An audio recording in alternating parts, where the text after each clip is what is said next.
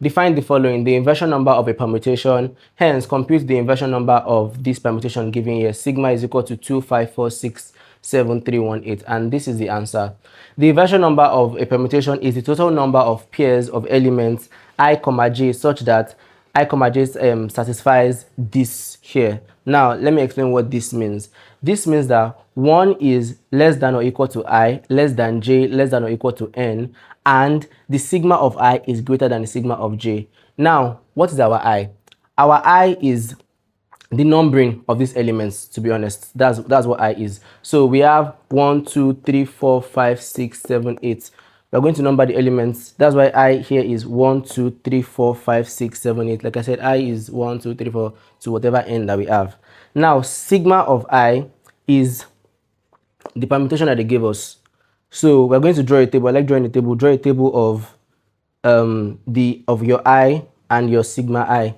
Now what this is saying is that when you pick a pair, the first pair that you're making I has to be less than the second, the first element rather, the first element that you're picking as I has to be less than the second element that you're picking, which is j.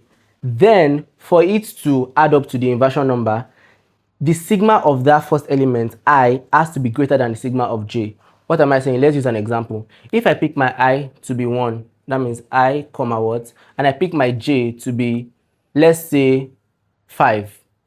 So I 1, 5. I need to check if this pair is going to add to the inversion number. So I'm going to test. Is I less than j? I is 1 and j is 5. I is less than j. So since 1 is less than 5, that means I is less than j. Since 1 is less than 5.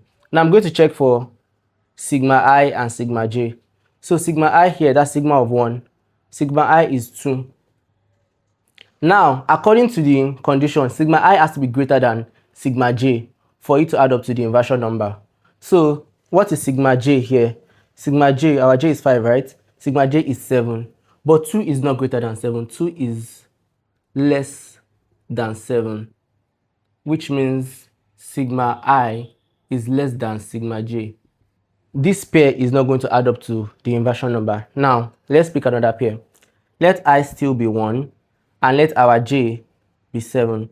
I know that you're saying that everything here is called I, but when we're picking two elements, we're going to name them I and j. That's why we have ij here, because it's a pair.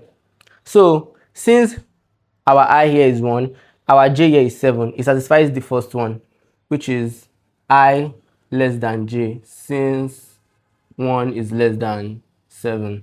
Now, for our sigma I is what? Sigma 1. Sigma 1 is 2, and sigma 7 is 1.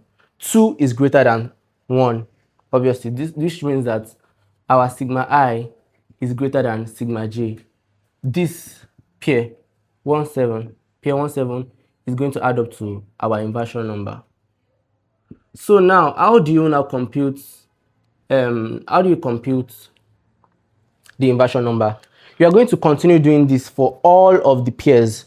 What do I mean? You are going to pick your I to be 1, compute it with all the numbers greater than 1, 2, 3, 4, 5, 6, 7, 8.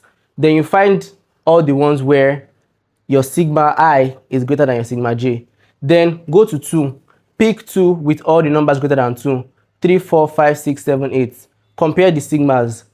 Find the ones where the sigma of 2 is greater than the sigma of the bigger number. You pick 3 and compare and compute it with, pair it with 4, 5, 6, 7, 8.